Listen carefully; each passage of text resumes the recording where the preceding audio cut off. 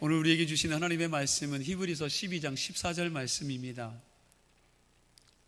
신약성경 367면에 있습니다. 우리 한 절만 다 같이 읽도록 하겠습니다. 모든 사람과 더불어 화평함과 거룩함을 따르라.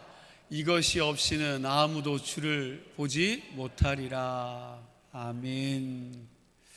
우리는 앞으로 5주 동안 교회란 무엇인가에 대하여 말씀을 나누려고 합니다. 매주일 선포되는 설교 말씀을 통해서 우리 주문진 교회가 진정한 교회로서의 정체성을 발견하게 되고, 교회의 머리 대신 주님의 십자가의 은혜와 부활의 능력이 여러분과 우리 교회 위에 충만하게 임하여지기를 간절히 축원합니다. 오늘날 이 시대에 교회가 세상에 존재하는 이유가 무엇입니까? 여러분, 교회가 이 세상에 존재하는 이유가 무엇입니까? 우리 교회는 바로 이런 이유 때문에 바로 여러분 앞에 존재하고 있습니다라고 세상 사람들에게 말할 수 있는 이유가 뭐냐는 거지요. 믿지 않는 사람에게 우리가 전도하려면 여러분 뭐라고 이야기합니까? 여러분 무슨 말을 하시겠습니까? 그리고 많은 분들이 전도를 하게 되면 전도를 받는 분들이 이런 말을 하지요. 교회 가면 밥이 나오냐? 떡이 나오냐? 이 바쁜 시대에 꼭 교회에 나갈 이유가 뭐냐? 이렇게 말하는 사람들에게 여러분들이 교회에 나와야 할 이유가 이것이라고 대답할 수 있을 준비가 되었느냐는 겁니다. 준비되었습니까? 여러분, 사실 교회에 나온다고 월급이 자동적으로 올라가는 것도 아니고, 갑자기 건강해지는 것도 아니고, 출세하는 것도 아닙니다. 어떻게 생각해 보면 주일날 교회에 나오는 것보다 저 대관령 둘레길을 도는 것, 그리고 가까운 소금강에라도 올라가는 것이 건강에는 훨씬 더 도움이 될 것 같습니다. 그리고 일주일 동안 직장 생활하면서 여러분 고생하고 장사하면서 어려운 일 당하고 뭐 이런 모습들 가운데 주일만큼은 좀 집에서 푹 쉬는 게 더 좋을 것 같기도 합니다. 그럼에도 불구하고 왜 꼭 교회에 나와야 합니까?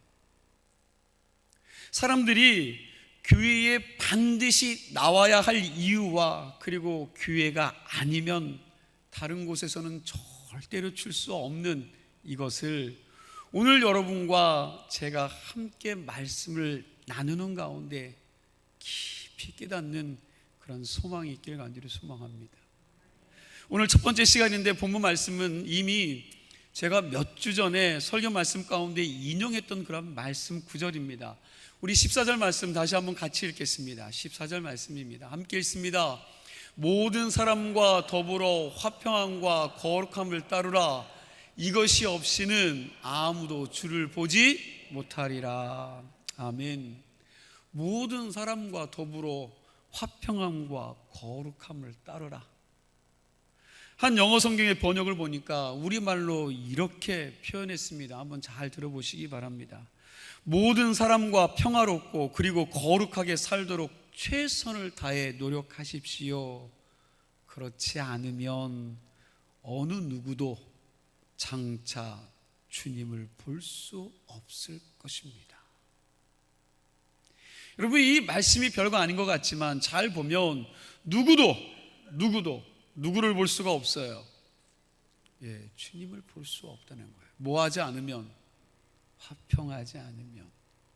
교회에 나와서 예수 믿는 사람들이 최선을 다해서 추구할 두 가지가 있는데, 하나는 뭡니까? 그렇죠, 화평함입니다. 그리고 두 번째는요, 거룩함입니다. 오늘 저는 이 중에 화평에 대해서 여러분과 함께 묵상하기를 원합니다. 교회가 어떤 곳이냐? 예수 그리스도께서 이루어 놓으신 화평의 복음 위에 세워진 기관입니다. 이게 오늘 첫 번째 나눌 말씀인데, 교회는 예수 그리스도께서 이루어 놓으신 화평 위에 세워진 기관입니다. 한번 좀 따라해 보시기 바랍니다. 교회는 예수 그리스도께서 이루어 놓으신 화평의 복음 위에 세워진 기관이다. 교회는 예수 그리스도께서 이루어 놓으신 화평의 복음 위에 세워진 기관이다.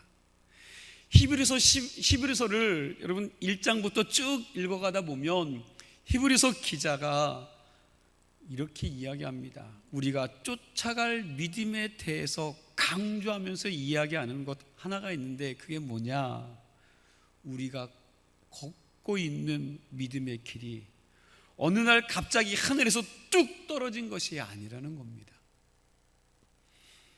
우리가 지금 걷고 있는 이 믿음의 길은 예수 그리스도께서 친히 먼저 우리보다 앞장서서 나아가셔서 우리를 위하여 이 길을 닦아 놓으셨다라는 사실입니다. 그래서 히브리서 12장 2절 상반절 말씀에 보면 이렇게 말씀하고 있습니다. 우리 함께 읽어볼까요? 믿음의 주요 또 온전케 하시는 이인 예수를 바라보자. 그는 그 앞에 있는 기쁨을 위하여 십자가를 참으사 부끄러움을 개의치 아니하시더니 하나님 보좌 우편에 앉으셨느니라. 아멘. 상반절에 뭐라고 말합니까? 믿음의 주요 또 온전케 하시는 누구를요? 예수를 바라보자. 여기 믿음의 주요라고 말씀하고 있는데, 이게 헬라어 원문에 보면 믿음을 시작하시는 분이라고 해석되어졌습니다. 그리고 온전하게 하시는 이 말은 믿음을 완성시키는 분이라고 말씀하고 있어요. 이 말은 우리가 예수를 믿을 수 있도록 믿음의 길을 시작하신 분이 누굽니까? 그렇죠. 예수님이시고, 그리고 우리의 믿음을 완성시키는 분도 누구시라고요? 예수님이라는 겁니다. 이 말씀에서 히브리서 기자가 우리에게 말하고자 하는 것이 이겁니다. 예수님께서 우리 믿음의 길을 어떻게 닦아 놓으셨냐는 거예요. 히브리서 10장 19절과 20절 말씀을 보니까 예수님께서 우리가 걸어가는 믿음의 길을 닦는 방법을 이렇게 표현했습니다. 우리 함께 읽겠습니다. 히브리서 10장 19절과 20절 함께 읽습니다. 그러므로 형제들아, 우리가 예수의 피를 힘입어 성소에 들어갈 담력을 얻었나니 그 길은 우리를 위하여 휘장 가운데로 열어놓으신 새로운 살 길이요 휘장은 곧 그의 육체니라. 아멘. 이 말씀을 살펴보면 구약시대에 하나님 앞에 나아가는 성막에는 성소와 지성소가 있었습니다. 그리고 성소와 지성소 사이에 휘장이 있었는데, 이 휘장은 오늘날로 말하면 커튼을 이야기합니다. 커튼 같은 천으로 성소와 지성소를 구분해 나누었는데, 그러나 성소와 지성소는 엄격하게 구별된 곳입니다. 지성소는 하나님의 법궤가 있는 곳이고 특별히 하나님의 은혜를 베푸는 곳이기에 시은소라고도 했습니다. 그래서 지성소는 하나님의 임재의 상징으로 지성소로 들어가는 것은 하나님을 직접 만나러 들어가는 것입니다. 그런데 하나님을 만나는 지성소에 아무나 아무 때에 막 들어갈 수 없었습니다. 여기는 1년 365일 중에 대속의 날, 여러분 대속죄의 날 하루만 딱 들어갈 수 있습니다. 그것도 아무나 들어가는 것이 아니라 대제사장 중에 12지파의 대표들이 모여서 그 가운데 제비 뽑아서 단 한 명의 제사장만 그 지성소로 들어가는 것입니다. 대제사장 가운데에도 평생에 한 번 이 지성소에 못 들어간 사람이 많이 있습니다. 하나님을 직접 만나는 지성소는 그만큼 베일에 가려진 신비적인 곳이기에 그곳에 아무나 아무 때나 들어갈 수가 없습니다. 그런데 복음서를 보니까 예수님께서 갈보리 십자가에서 죽으시는 그 마지막 순간에 성소와 지성소를 가로막고 있었던 휘장이 어떻게 됐습니까? 위에서부터 아래로 찢어졌다는 겁니다. 예수님이 십자가에서 못 박혀 죽으실 때에 성소와 지성소를 가르는 휘장이 찢어졌는데, 히브리서 기자는 성소와 지성소를 가리는 휘장을 예수님의 몸이라고 그렇게 이야기했습니다. 그렇게 휘장이 찢어졌기에 성소와 지성소를 가로막은 그 걸림돌이 어떻게 해요? 제거된 거예요. 없어졌습니다. 그래서 이제는 아무나 누구든지 어느 때나 하나님을 만나러 갈 수 있는 길이 열리게 된 것입니다. 이게 바로 히브리서 10장 19절과 20절 말씀의 내용입니다. 제가 다시 한번 읽어 드릴 테니 여러분 한번 귀 기울여 들으시기 바랍니다. 그러므로 형제들아, 우리가 예수의 피를 힘입어 성소에 들어갈 담력을 얻었나니 그 길은 우리를 위하여 휘장 가운데로 열어놓으신 새로운 살 길이요, 휘장은 곧 그의 육체니라. 이렇게 예수님이 십자가에 못 박혀 자신의 몸을 찢으셔서 우리로 하여금 하나님을 만나볼 수 있는 그런 믿음의 길을 열어놓으신 겁니다. 죄에 빠진 인간과 거룩하신 하나님 사이에 가로막혔던 장벽이 있었는데, 예수님께서 그 사이에 들어가셔서 당신의 몸을 찢어 피 흘려 화목제물로 죽으심으로 하나님과 인간 사이를 어떻게 해요? 화평하게 하신 것입니다. 그러니까 우리가 걸어가는 믿음의 길을 한마디로 이야기하면 예수님께서 당신의 피를 뿌려서 열어놓으신 길이고, 예수님의 몸이 찢겨져서 열어놓으신 화평의 길이라는 사실입니다. 교회가 이런 화평의 복음 위에 세워진 기관인 줄 믿으시기 바랍니다. 그냥 교회가 아니라 이 피 묻은 십자가의 은혜로 세워진 게 교회라는 사실이요. 2000년 전 예수님께서 우리를 위해서 이 땅에 오셔서 당신의 몸을 버려 거룩하신 하나님과 죄에 빠진 우리 사이를 연결시켜서 화목제물이 되셨습니다. 그래서 우리와 하나님 사이를 화평케 하셨습니다. 또한 예수님께서는 거룩하신 하나님과 우리 사이를 연결시켰을 뿐만 아니라 인간과 인간 사이의 미움과 다툼과 시기와 국경선까지 다 허물어 버리시고 당신 안에서 뭐라고 말씀하시냐면, 너희는 다 하나다, 너희는 다 하나라는 화평의 복음을 주셨다라는 사실입니다. 그러나 마귀가 하는 일이 뭡니까? 마귀는 담을 쌓는 일을 합니다. 사람과 사람 사이에 미움을 심어놓고 편견을 심어놓고 서로 오해하게 만듭니다. 그러나 하나님이 하시는 일은 편견의 담을 허물고 미움의 담을 허물고, 그리고 너와 내가 그리스도 안에서 한 형제라는 것을 깨닫게 만들고 그걸 강조하시는 일이 하나님이 하시는 일입니다. 교회가 하는 일이 바로 그것인 줄 믿으시기 바랍니다. 교회는 이런 화평의 복음 위에 세워진 기관이기에 교회 안에서는 부자도 가난한 사람도 따로 차별이 없고 배운 자와 못 배운 자의 차별도 없습니다. 사장이나 그 사장님을 모시고 온 기사도 그리스도 안에서 다 똑같습니다. 노예나 주인이나 다 똑같다는 말씀입니다. 믿으십니까? 그러나 여러분, 지금으로부터 2000년 전에 이런 생각은 천하를 뒤엎고 체제를 전복하는 혁명적 사고였다는 겁니다. 2000년 전 로마 제국 아래에 있었던 모든 나라들은 노예하고 주인하고 같다고 생각한 사람이 단 한 사람도 없었습니다. 그 당시 문헌을 보면 노예와 나귀의 차이점을 이렇게 적어 놓았습니다. 나귀는 말을 못하는 짐승이고 노예는 말할 줄 아는 짐승이다. 그 시대는 노예가 사람으로 대접받는 것이 아니라 주인의 재산의 목록 중에 하나일 뿐입니다.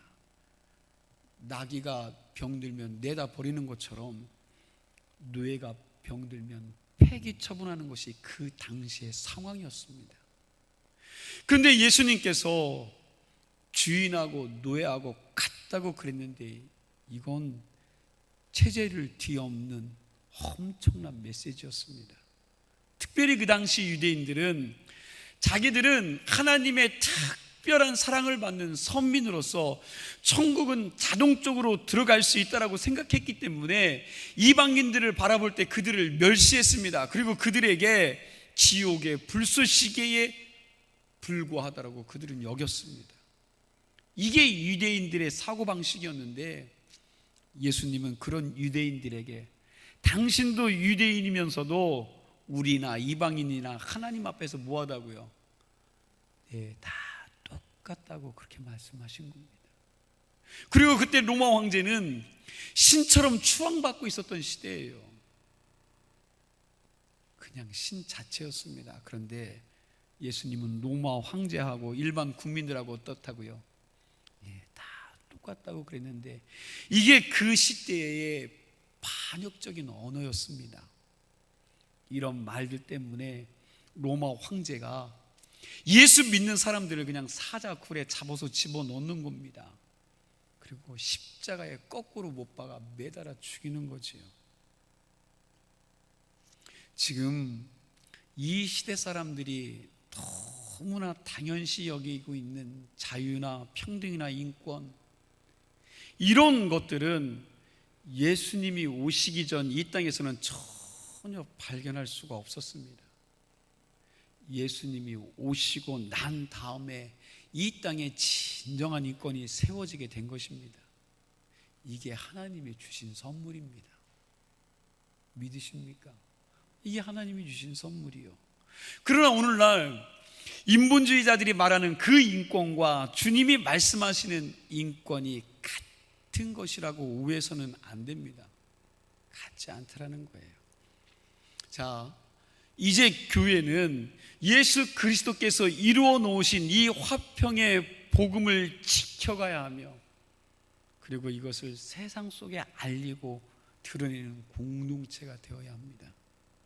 그러므로 교회에 나오면서도 화평을 지키지 않고 평화를 깨트리는 사람이 있다면 그 사람은 예수 그리스도를 잘 알지 못하는 사람입니다. 복음이 무엇인지 모르는 사람입니다. 여러분, 교회는 화평의 복음 위에 세워진 곳인 줄 믿으시기 바랍니다.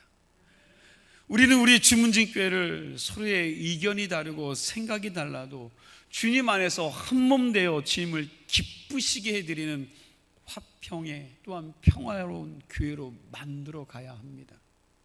그런 의미에서 우리가 서로 좀 좋은 모습으로 교회 생활을 했으면 좋겠습니다.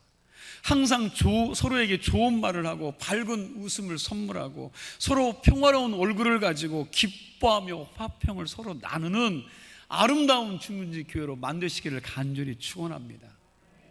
교회는 예수님께서 이루어 놓으신 화평 위에 세워진 기관임을 잊지 마시기를 간절히 소망합니다.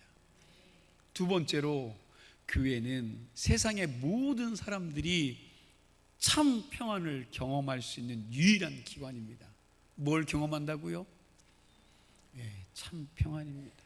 다시요, 이 세상에 그 어디에서도 참된 평안을 경험할 수 있는 곳이 없습니다. 세상에서 참된 평안을 경험할 수 있는 곳은 오직 교회밖에 없습니다. 이게 성경이 가르쳐주는, 우리에게 주는 진리입니다. 여러분, 진정한 평화가 어디 있습니까? 진정 마음의 평화가 어디서부터 여러분 얻을 수 있겠습니까? 이걸 좀 한번 깊이 생각해 보십시오. 미국의 유명한, 그리고 유명했던 이 록 그룹의 기타 연주자로 잘 알려진 지미 핸드릭스라는 그런 사람이 있었습니다. 이 사람의 인기가 대단했어요. 돈도 많이 벌었고 많은 명예도 가졌습니다. 높은 지위까지 올라갔습니다. 그냥 사람들이 다 알아보는 정도로 엄청난 사람이 됐습니다. 그런데 막상 그렇게 인기를 얻고 많은 돈을 벌었는데도 여러분, 그 마음속에 뭐가 없었을까요? 평안이 없더라는 거예요. 다 가지면 편할 줄 알았는데 세상 사람들이 그렇게 추구하는 것들을 다 소유하면, 엄청난 것들을 얻으면 다 될 줄 알았는데 다 가졌는데 마음에 평안이 없는 겁니다. 그래서 그가 마지막으로 손을 댄 게 뭐냐? 마약입니다. 연예인들의 인기라는 게 그렇지 않습니까? 지난주에 인기 차트에서 일을 했는데 팬들의 마음이 얼마나 간사합니까? 이게 오래가지 않습니다. 내가 지금 인기 1위에 있지만 이 순위가 며칠 뒤에 바뀔지, 몇 주일, 몇 달, 여러분 몇 년 후에 있다가 어떻게 될지 아무도 모릅니다. 그래서 인기 있는 연예인들이 그 정상의 자리에서도 마음의 진정한 기쁨과 평화를 누리지 못하는 사람들이 얼마나 많은지 알 수 없습니다. 정말 신앙의 힘을 가지지 않는 사람들이 그런 자리에서 견딘다는 건 쉽지 않습니다. 그래서 끝내 그들이 어디까지 손대요? 마약을 할 수밖에 없는 상황까지 간다는 거예요. 이 지미 핸드릭슨도 마음의 평안을 얻기 위하여 마약에 손을 댔지만 약 기운이 떨어지면, 약을 했을 때는 좀 괜찮아지는데 그 약 기운이 떨어지면 그 마음이 더 공고하고 더 공허한 것입니다. 그 전보다 더 마음이 감당할 수가 없는 거예요. 그러던 어느 날 어느 공연장에서 이 사람이 마약을 먹고 제 정신이 아닌 상태에서 자기가 연주하던 기타를 그냥 두들겨 부시는 겁니다. 발로 차고 짓밟고. 여러분, 그 기타를 깨트렸어요. 공연 중에. 그걸 보고 팬들이 저 사람 미쳤나 보다 이렇게 생각을 해야 되는데, 팬들이 그 모습을 보고요 더 열광을 한 겁니다. 같이 일어나서 더 흥분하고 막 뛰고 같이 그 사람과 같이 흥분하고 좋아하는 거예요. 박수를 치고 열광을 하는 것입니다. 그러나 다음 순간 그는 정신이 들자 그 무대에서 무릎을 꿇고 아무것도 하지 않고 있었습니다. 전체가 잠잠해졌습니다. 그 순간 그가 잠잠해진 그 공연장에서 마이크를 들고 그가 이렇게 말을 했습니다. 잘 들어보시기 바랍니다. 여러분 중에 참된 평안을 얻는 비결을 아는 분이 있습니까? 있다면 이 공연이 끝나고 난 다음에 저에게 좀 가르쳐 주세요. 나를 좀 도와주세요. 그러나 불행하게도 그 공연 후 아무도 그를 찾아오지 않았습니다. 결국 그는 며칠 후에 마약을 너무 과다하게 복용해서 죽고 맙니다. 이 글의 결론 부분을 제가 읽어드리겠습니다. 이렇게 글을 마무리하고 있습니다. 당신은 참 평안을 아십니까? 당신도 그 록스타가 경험했던 것처럼 명예와 돈과 자기 탐닉이 내적인 편안을 주지 못한다는 사실을 발견하셨습니까? 그렇다면 당신은 기도하는 마음으로 또 다른 한 가지의 진리를 발견하셔야만 합니다. 그게 뭐냐 하면 오직 그리스도를 전적으로 신뢰하는 데만 진정한 하늘의 평화를 경험할 수 있다는 사실입니다. 평화를 이 세상에 선물하신 분이 누구라고요? 예수님이십니다. 당신의 몸을 십자가에서 찢으셔서 이 세상에 화평의 복음을 선물하셨습니다. 그러니까 그분 이외에는 우리에게 진정한 평강과 화평을 선물해 주실 분이 아무도 없습니다. 이걸 아셔야 된다는 겁니다. 어거스틴은 젊은 시절에 마음의 평안을 찾기 위해 여기저기 돌아다녔습니다. 그 중에서 문란한 여성들과의 성적인 인간관계에서 그가 평안을 찾았지만 찾지 못했습니다. 그리고 로마 시 안에 있는 이단 종교의 신비적인 체험 속에서 평안을 경험하려고 했습니다. 그러나 결국 그는 그 평안을 경험하지 못했습니다. 그가 예수님을 통해서 참된 평안을 얻고 난 다음에 그의 참회록에 보니까 이렇게 고백합니다. 오 주님, 내가 주님 앞에 무릎을 꿇기 전까지 내게는 참 평안이 없었나이다. 저는 이 고백이 오늘 여러분과 저의 고백이 되었으면 좋겠습니다. 주님 앞에 무릎 꿇기 전에는 참된 평안이 없었습니다. 요즘 현대인들은 옛날보다 많은 재산을 소유하고 살고 있습니다. 30년 전과는 비교할 수 없을 정도로 너무너무 편리한 세상을 살아가고 있습니다. 자동차와 컴퓨터와 핸드폰과 그리고 큰 집에서 편안하게 우리가 살고 있습니다. 그뿐 아니라 그냥 너무 먹어서, 너무 그림진 음식을 잘 먹어서 살 빼느라 여념이 없습니다. 그러나 분명한 사실은 그 모든 외적인 형태가 우리 마음에 평안을 주지 못하고 있다는 것입니다. 현대인들은 많이 가졌음에도 불구하고 살아가면 살아갈수록 점점점 불안해합니다.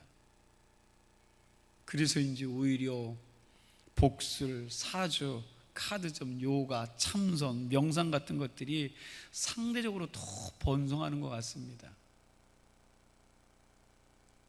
얼마나 트렌드가 되어 있는지 TV 프로그램에서 버젓이 자리 잡아 고민 상담을 해주는 것이, 여러분 이것이 자연스러울 정도로 TV에서 나오고 있습니다.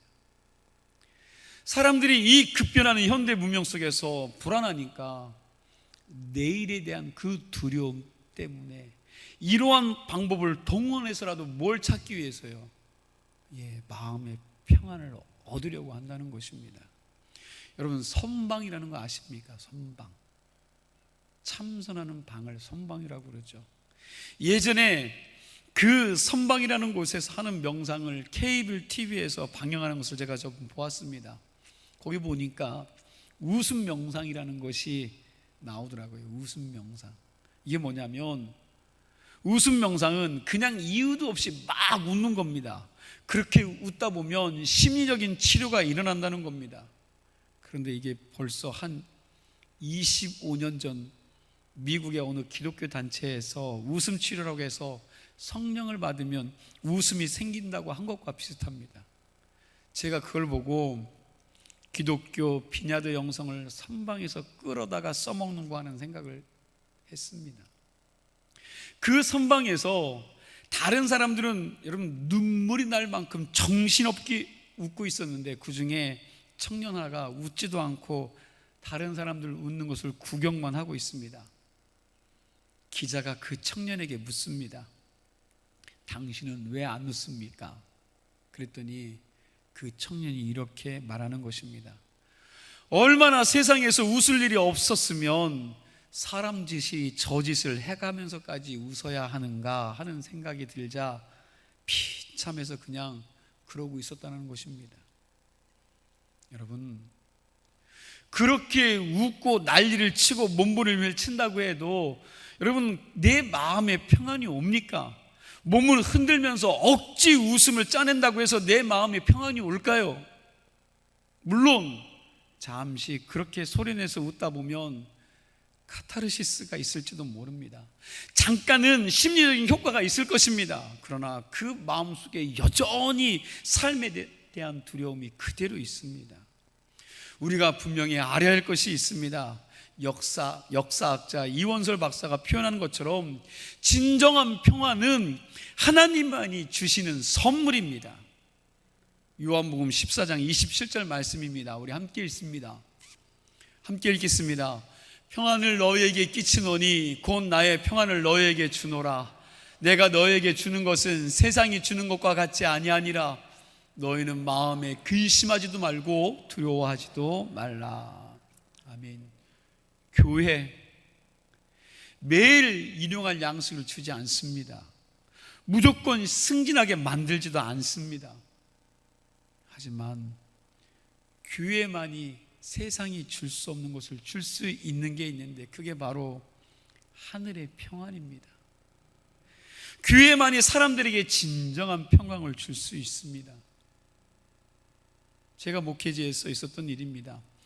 어느 집에 아들이 있었습니다. 이 사람이 땅 문서를 가지고 가서 그 땅, 그 당시에 한 20년 전이니까 한 8억 정도의 땅입니다. 그런데 이 땅을 팔았는데, 이 땅을 팔아서 그 돈을 다 날린 겁니다. 그래서 어머니는 화병에 걸려 병상에 누웠고, 아버지는 부인병 수발하고 방황하다가 교회에 나오게 되었는데, 이분이 교회에 나온 첫날부터 이유를 알 수 없는 신비한 평안이 이분의 마음을 사로잡았습니다. 그동안 세상 살면서 경험하지 못한 그 하나님의 평안을 교회에 와서 체험한 겁니다. 이분은 하나님이 누구인지, 예수님이 누구인지 알지 못한 상태에서 교회에 왔지만, 교회에 오자마자 뭔가 모르는 그 하나님의 평강을 경험한 것입니다. 이유도 모르고 예배드리는 그 한 시간이 그에게 마음에 얼마나 평안했는지 말할 수 없는 은혜가 그에게 임한 것입니다. 이 시간 주님 앞에 나와 예배드리는 여러분들에게도 하늘로부터 오는 이 같은 평안이 여러분 심령 속에 넘쳐나기를 간절히 축원합니다. 세상살이가 아무리 고달프고 힘들어도 주님이 평강을 우리 속에 심어주시면 우리는 세상을 이길 수가 있습니다. 우리 찬양 하나 할까요? 여러분, 제가 잘 모르니까 여러분 잘해 주시기 바랍니다.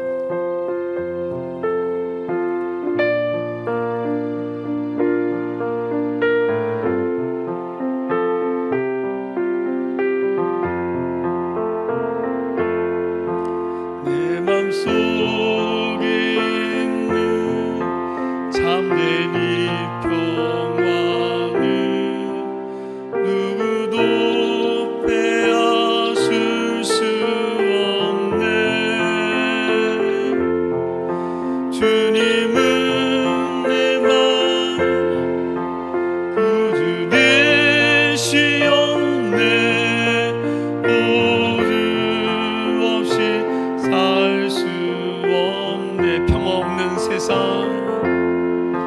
평화 없는 세상, 고통과 싸움, 사람들은 무서워 떠네. 영화의 왕이 다시 올 때까지 죄와 전쟁은 끝이 없네. 오주 없인 살 수 없네. 오직 주께만 구원 있네. 주님 없는 세상 평화 없네. 오주 없이 살 수 오주 없인 살 수 없네. 오주 없인 살 수 없네. 오직 주께만 구원 있네. 주님 없는 세상 평화 없네. 오주 없인 살 수 없네. 아멘. 이 평안이, 또 이 평화가 여러분 심령 속에 넘쳐나기를 간절히 축원합니다. 이제 마지막으로 잠깐 살필 것은 이겁니다. 교회는 예수 그리스도께서 화평의 복음으로 세운 기관이고, 그리고 세상 모든 이들에게 진정한 평안을 선물하는 기관입니다. 그리고 한 걸음 더 나아가서 교회는 세상을 화평케 하는 사람들을 세워서 파송하는 곳이 교회인 줄 믿으시기 바랍니다. 먼저 우리 주문진 교회가 화평의 은혜를 충만히 받아서 화평한 교회가 되고, 그리고 성도 한 사람 한 사람이 화평을 만드는 사람이 돼서 세상으로 나아가는 그런 교회가 되어질 줄로 믿습니다. 고린도 후서 5장 18절 말씀을 보니까 이렇게 말씀합니다. 우리 함께 있습니다.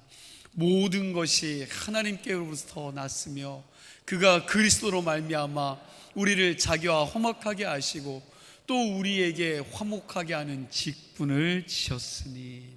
아멘. 화목하게 하는 뭘 주셨다고요? 직분을 주셨습니다.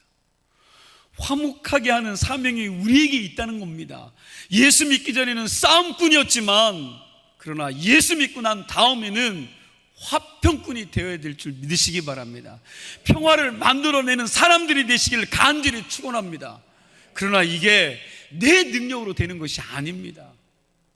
우리가 화평꾼이 되려면 십자가에서 죽으신 예수 그리스도를 매 순간 바라보면서 그분의 능력을 힘입을 때, 그 능력을 힘입을 때 우리는 내 가정과 평화, 내 가정을 평화의 동산으로, 우리 교회를 화평하고 아름다운 교회로 만들어 갈 수 있으리라 믿습니다.